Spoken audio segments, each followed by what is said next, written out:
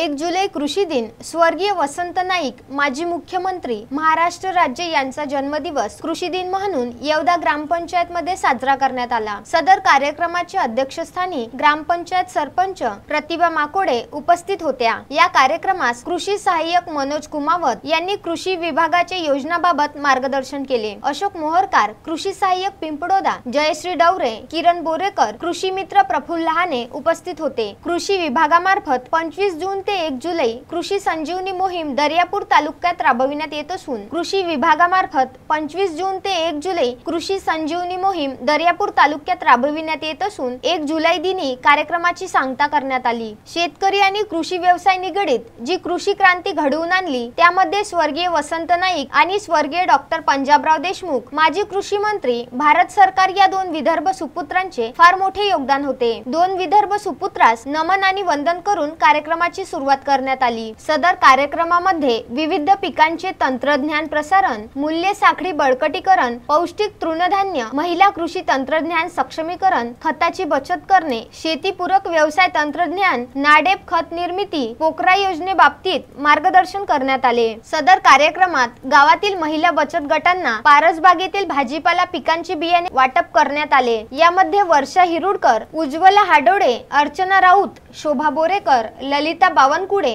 सुनंदा गणगणे, संगीता जांभळे, कांचन गावंडे, अलका टाले, कमल वरुडकर, सुशीला जांभळे आणि गावातील मोठ्या प्रमाणात महिला उपस्थित होत्या। Bureau report, Vidarbha news, Yevda.